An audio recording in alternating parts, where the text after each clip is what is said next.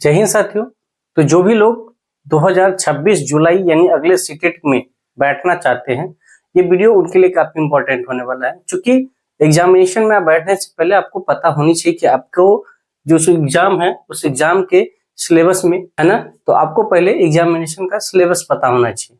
तो इस वीडियो में हम सीटेट जुलाई में जो 2026 में होने वाली नेक्स्ट सीटेट, उसकी जो सिलेबस है वो क्या सिलेबस है, पेपर 1 में कौन से सिलेबस पूछे जाते हैं, पेपर 2 में किस सब्जेक्ट से क्वेश्चंस पूछे जाते हैं, उन सभी के बारे में हम छोटी सी वीडियो के माध्यम से हम आपको क्लियर करने वाले हैं, ताकि आप भी जो है जब सीटेट के प्रिपरेशन के लिए आगे बढ़े तो उसके पैटर्न पे और उसको ध्यान में रखते हुए तैयारी करें, ताकि फर्स्ट अटेम्प्ट में जो है आपका सीटेट आसानी से निकल जाए। क्योंकि हमने भी सीटेट को 3 बार क्वालिफाई किया अच्छे नंबर से, तो इसलिए ये जरूरी हो जाता है कि आपको मैं बता दूं, ताकि समय रहते आप उस चीजों पे काम करें और बिना समय गंवाए आप आसानी से एग्जाम को क्लियर कर लें।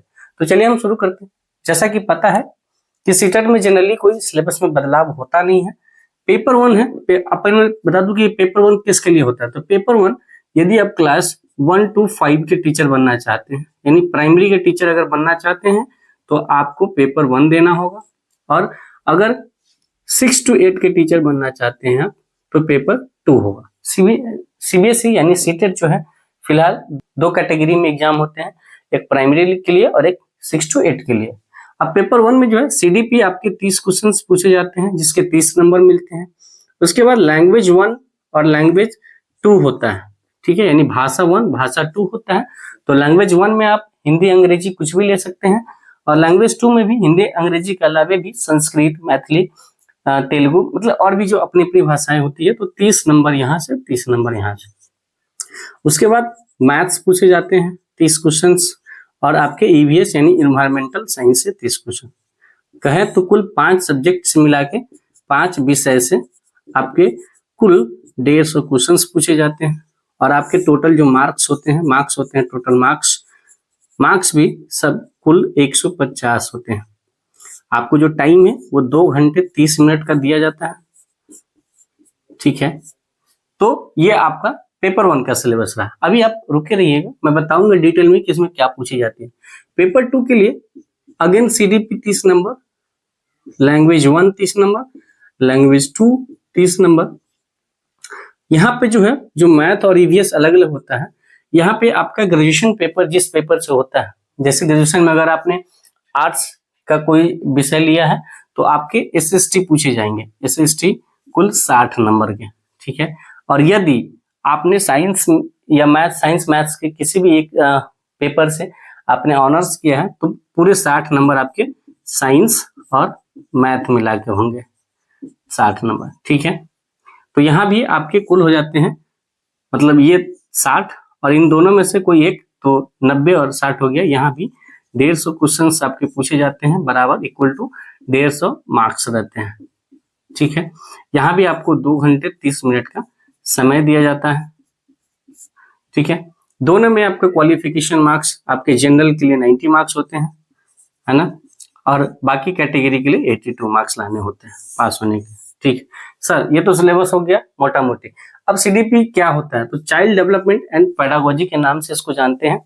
बच्चे जब माँ के गर्भ से लेके और 18 साल की उम्र तक जो स्टेज से बच्चा गुजरता है, जैसे जैसे बच्चा विकास करता है, वृद्धि करता है, उसके बढ़ने की क्षमता, उसके बढ़ने का जो तरीका होता है, उसके बारे में हमको पढ़ना होता है। तो 30 क्वेश्चन यहाँ पूछे जाते हैं। लैंग्वेज 1 में आपके 15 नंबर आपके, अगर कोई भी लैंग्वेज जैसे हिंदी आप ले रहे हैं तो हिंदी के 15 कंटेंट रहेंगे, कंटेंट में भी 15 नंबर आपके गद्यांश के पूछ दिए जाते हैं, ठीक है। 2 गद्यांश दे देंगे, छोटा मोटा व्याकरण होगा, और 15 नंबर आपके जो सब्जेक्ट है उसको पढ़ाने का टेक्निक यानी पेडागोजी, शिक्षण शास्त्र से, यानी एज ए टीचर आप अगर हिंदी पढ़ा रहे हैं तो हिंदी पढ़ाने की टेक्निक क्या होनी चाहिए, हिंदी पढ़ाने का शैली, स्किल क्या होना चाहिए, किस तरीके से बच्चे को आसानी से समझ में आए, उसे हम पेडागोजी के नाम से जानते हैं। उसी तरीके से लैंग्वेज 2 में भी अगर लेते हैं तो 15 नंबर आपके कंटेंट से और 15 नंबर आपके पेडागोजी। मैथ्स में सेम 15 नंबर आपके 1 to 5 के जो भी एनसीईआरटी में है 1 to 5 की क्लास में, उसी के सिलेबस के अंतर्गत आपके मैथ 15 नंबर पूछे जाएंगे, जोड़ घटाव गुना भाग समय सारणी, है ना। और 15 नंबर आप उस मैथ को कैसे डील करेंगे, बच्चों के बीच पढ़ाएंगे कैसे, उसके अकॉर्डिंग। ईवीएस में भी सेम आपके 15 नंबर, कहने का मतलब, ओवरऑल कहने का मतलब कि जितने भी आपके सब्जेक्ट पेपर 1 में देखने को मिल रहे हैं, इन सभी में 15 नंबर आपके कंटेंट से रहते हैं और 15 नंबर आपके पेडागोजी से। सेम इसी तरीके से यहाँ भी वही बात है। CDP तो एक अलग ही ये चीज हो गया, अलग ही सब्जेक्ट हो गया। इन दोनों में से भी फिर सिर्फ 15 आपके कंटेंट और 15 आपके पेडागोजी से। और ये जो 60 नंबर है, अगर सपोज करिए आपने 8 सब्जेक्ट से किया और SST पूछेंगे तो इसमें से 40 क्वेश्चंस आपके जो होंगे वो हिस्ट्री, पॉलिटी, इकोनॉमी, ज्योग्राफी इससे रिलेटेड होंगे 40, और 20 नंबर आपके सब्जेक्ट पेडागोजी से होंगे।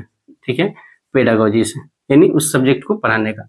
सेम उसी तरीके से साइंस की बात करें तो साइंस में 40 क्वेश्चंस आपके मैथ से और साइंस से, कहने का मतलब 20 मैथ, 20 साइंस और 20 आपके सब्जेक्ट पेडागोजी से होंगे। तो इस तरीके से आपको समझ में आ जाना चाहिए कि आपको किस तरीके से तैयारी करनी चाहिए।